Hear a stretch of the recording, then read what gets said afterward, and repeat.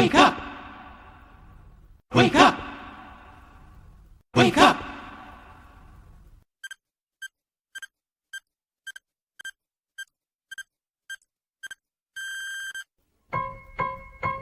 Wake up, wake up, it's time to rise and sing the praise of Jesus. Hallelujah, hallelujah. It's time to rise, to sing, to shout, to bring him all your heart. He'll do the bigger part if you will only make a start.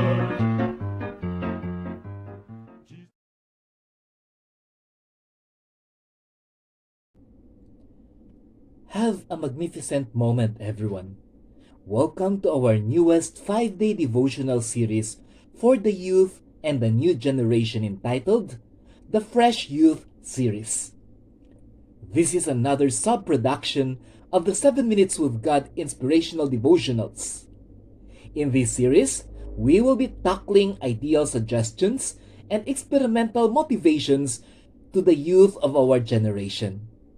However, these inspirational devotionals is not only for the youth but also all who are interested, especially as we aim to understand and relate with the present-day young bloods.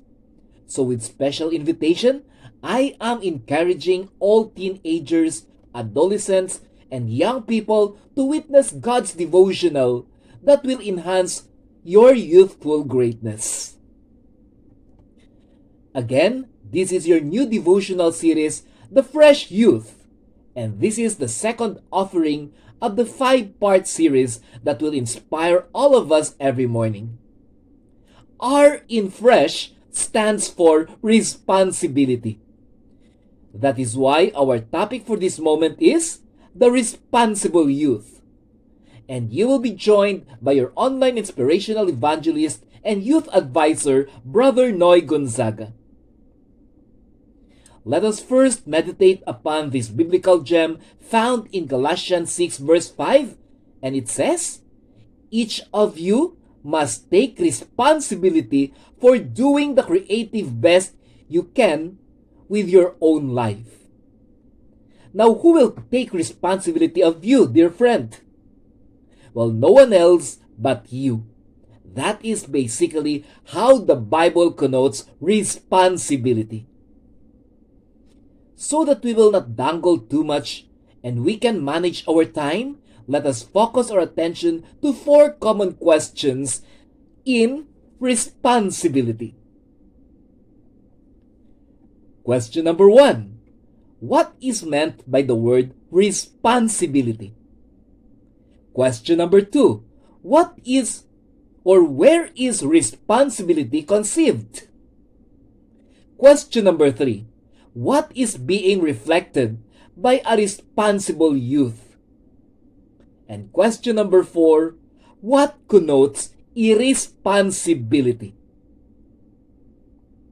It is another wonderful moment to seek the Lord, especially when we will be talking about a very important value in one's life, and that is responsibility. Let us go right away to our first focal point. It says, what is the definition of responsibility? Well, according to Merriam-Webster, it is being reliable and trustworthy. I love the definition given. This is the very reason wherein young people go together, or young people that associates together. What separates a responsible person is one who has the capacity to think in a panoramic manner, meaning a sense of generality is being displayed by this individual. Oftentimes, these are the youth in a gathering that sees to it that before leaving, everything was returned to the proper orientation, or the one that checks if there are valuables that are left. A simple way of putting is, they see what others may not see, and see what others refuse to see at the height of enjoyment. However, we may ask, is responsibility a gift, a talent, or a honed value at home? Well, this will usher us to our focal point number 2, which is, Where is responsibility conceived? Well, you may not really expect it, but it was conceived at home.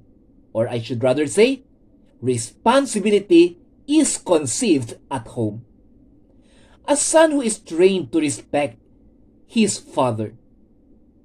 A daughter who is trained to care for her mother. An elder sister who was trained to look after the younger siblings. A middle ordinal child who creates balance between the dominant eldest and the dependent youngest. A family member who was trained to wait for their own turn. A family member who is trained to concede and receive the equal part of the division of food, labor, and even problems. Dear friends, all of this starts at the home. That is why responsibility is very much inherent and learned when there are people who cause the learning at home. Meaning, a present mom, a physically felt dad. Responsibility becomes a phantom when the father is out of the country to earn for greater favors, and the mother is busy with career and promotion at work. The children at home are left learning nothing but self-will, self-centeredness, and at times, due to competition of time and attention, it mirrors conceitedness and selfish attributes. On the contrary, the home may be very simple, rooms are not very big, food are not so abundant, but the essence of togetherness when there are parents present during family worship and enjoyment of stories and live moments at the table beyond the physical food that may not really matter when happiness is present creates a holistic development of responsibility to the attribute of a youth.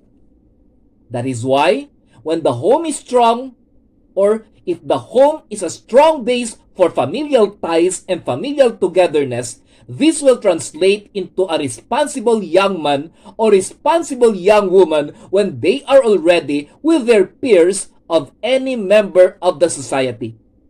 So let us connect the dots here. Proceeding now to our focal point, number 3. What is being mirrored or reflected by a responsible youth? If a young man turned out to be a gentleman, or if a young lady turned out to be a courteous person even in the midst of millennial gatherings, what do these actuations suggest? Well, it suggests or relates the kind of home where these young people displaying such enviable, responsible routines came from. Often, some young people pretend to be responsible in youth-oriented occasions. However, you will still see the deeper truth in the most unguarded moments of the events. Believe me. But with genuine cultural actuations of youth who came from familial trainings and parental presence and involvement in molding them, then it is very hard to fake their essence of responsibility. So dear young minds, young-blooded friends, youths, and teeners, or shall we say teenagers, always remember what you are acting in the midst of your friends reflects the kind of home that you have. You are the representative and ambassador or ambassadress of your own family to the general public. That is why this is not only a message for young people to have stronger foundational responsible routine at home. This is also a call and a reminder to the parents that honing the God-given children to the family is not only a parental duty, but the utmost stewardship of a parent, because no one else will teach these young minds the art and essence of responsibility if not you. We are now down to the last focal point of this moment. And this is the question. What then connotes irresponsibility? Well, lest we be tempted to conclude that irresponsible people are people who are not responsible.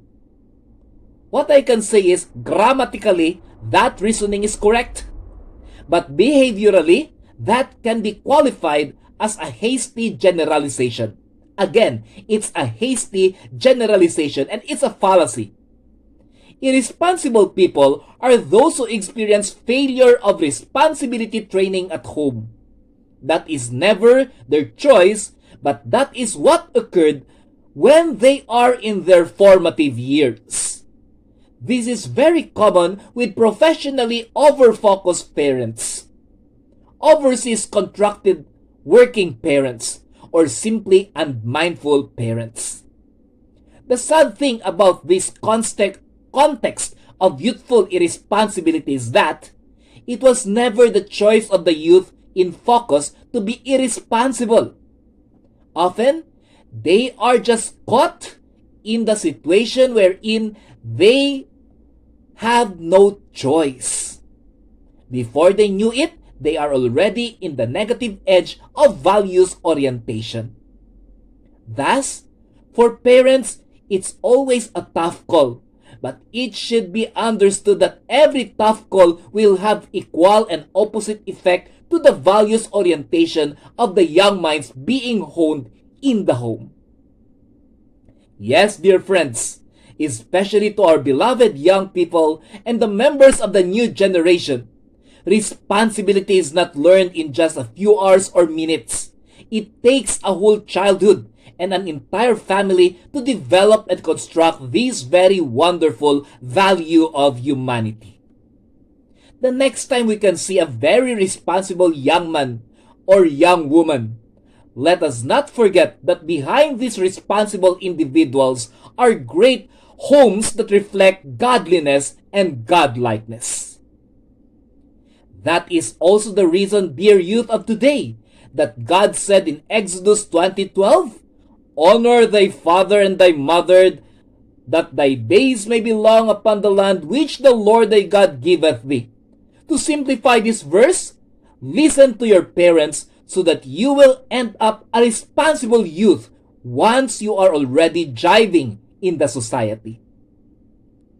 This is your 7 Minutes with God special series entitled The Fresh Youth. R in fresh stands for responsibility. It is my hope and advocacy that youths and other members of society were benefited with God's messages through these inspirational devotionals. Let us always remember the youth is always considered the future of our country, and they will also be the greatest missionaries of our churches. That is why, in their quest to live a normal life, they should be guided in a godly way. Have a great day to all responsible youths out there, and praise God for the wonderful trainers of responsibility at home, the parents. To God be all the glory.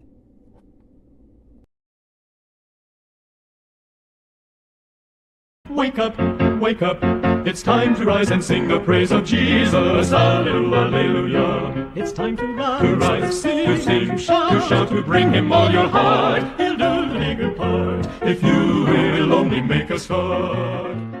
Wake up! Wake up!